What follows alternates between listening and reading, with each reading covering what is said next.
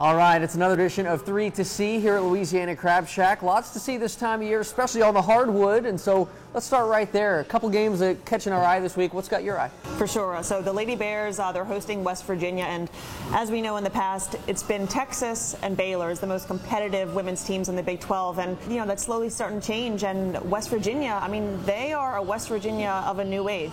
The Mountaineers, they ended up beating Texas by 5 points, and I mean, and Texas is a very talented team. So I'm looking forward to that matchup, specifically because West Virginia, they have 2 players that combined for 44 points in that game against Texas, and also another player grabbing 12 rebounds. So as we know, with Melissa Smith and Lauren Cox, it's going to be a really exciting battle, crashing the boards. I'm going to pick the Lady Bears. I mean, they're playing so well right now. I think they might be off to another historical run. Yeah, absolutely. West Virginia team that has some history with Baylor, beating them in the Big 12 Tournament Championship game a couple years ago. So always a good game when those two get together. I'm going to stay on the hardwood, and the Baylor men, obviously part of a huge week last week for not only the Lady Bears, but the men getting a win at Texas Tech, getting a win at Kansas.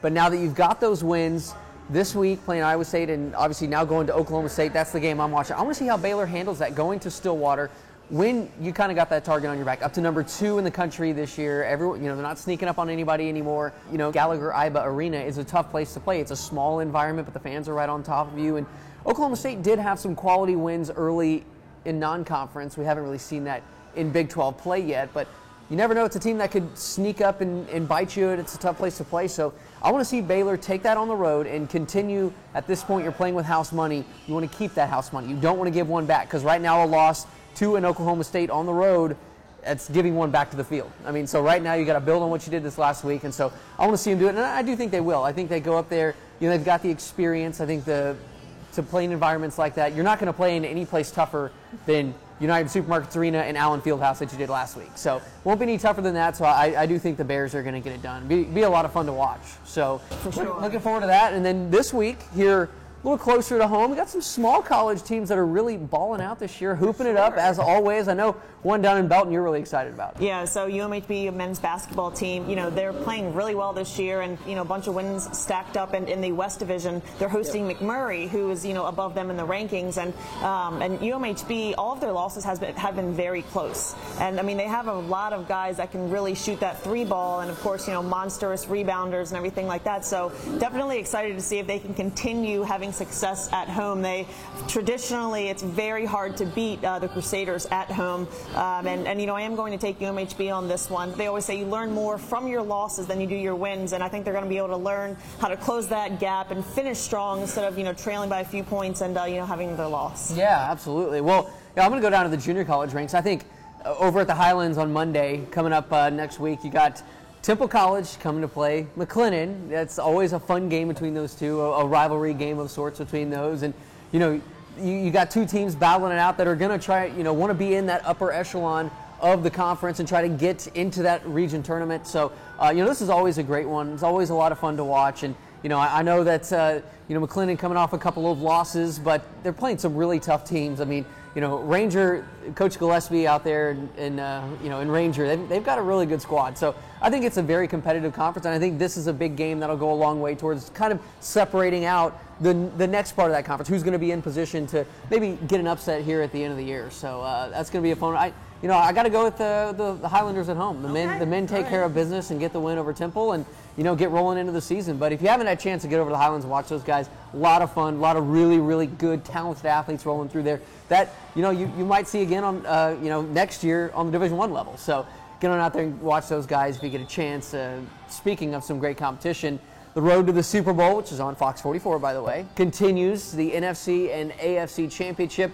I know you're interested in the Troy Aikman and Joe Buck game this week. Yes, so Green Bay, they're traveling to the West Coast to play the 49ers. Now, I'm really excited. This is a Week 12 rematch. However, Week 12, the 49ers obliterated the Packers. It's Aaron Rodgers was sacked 5 times for, a loss of over 30 yards. So I'm really looking forward to just seeing if Rodgers can, if he can bounce back from that loss. I mean, the 49ers are definitely one of those top-tier teams, a Super Bowl contender for sure, but honestly, I don't think that the 49ers are going to let the Packers come into their house and get the victory. I mean, George Kittle has been an unbelievable weapon for Garoppolo this season, and that game, Week 12 against the Packers, George Kittle had been off for a few weeks due to injury. That was his, return to the gridiron game, and he continued to light it up. And so I'm going to take the 49ers on this one, but I'm really excited for this game for sure. Yeah, I think, you talked about it right there. I think Jimmy G really has to show me something in this game. You got to outduel Aaron Rodgers, because right now in the battle of quarterbacks, I'm taking Aaron Rodgers all day. I don't necessarily taking him to win the game, but Garoppolo hasn't had to do a whole lot because of that defense. And so I want to see, can he do it? If he's pressed into it, can he make the throws? Can he drive that team down? Because at this point, we've seen Aaron Rodgers do it before all the way to a Super Bowl. I want to see if Jimmy G can do it. So that's going to be a fascinating matchup. I can't wait to see that 49ers defense go up against, Devontae Adams and Aaron Rodgers, who said he's developing the chemistry with him that he had with Jordy Nelson. And, if that's the case, look out. So absolutely, a fun one on Fox. That'll be a lot of fun. And then I'm going over to the AFC title game. We thought maybe for like 10 minutes that we were going to have a Houston versus the old Houston and Tennessee AFC championship game.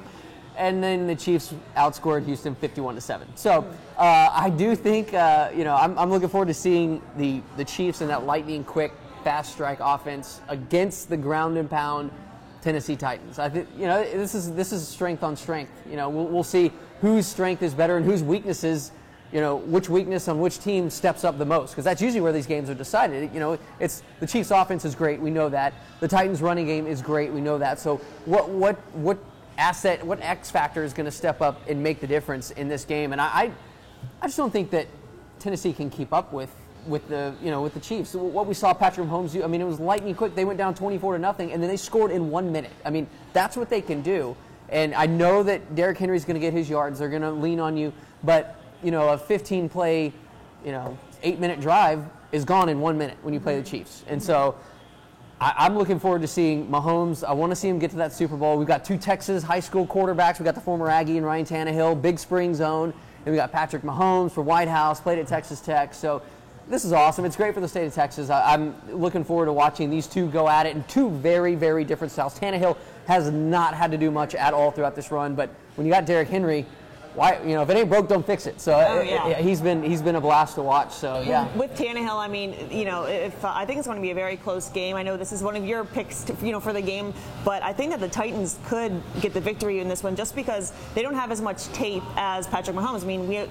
You understand what you're getting with Mahomes. You understand he's a gunslinger. He can make that fake throw sidearm. But seeing Ryan Tannehill in that Titans offense, and of course the X factor of Derrick Henry, it's I think that the Chiefs on defense, it's going to be really hard to game plan to stop them. You saw what they did in Baltimore, so it's I think that one's going to be a dogfight, absolutely. Yeah, and I think some of that is overcome for Mahomes. You know what you're getting from Mahomes, but it doesn't mean you can stop. The Texans were not expecting Mahomes to roll out, almost run out of bounds, and flip it to Travis Kelce. That's the freakish plays that he makes that I'm so excited to see. Vrabel, who is a Belichick disciple. Let's see if he can Belichick another one of these favorites. So, I'm going to take the Chiefs in this one, though. Okay. I think Mahomes is just too many weapons, and they're too explosive, and it feels like this is kind of their year. Andy Reid has been so close so many times.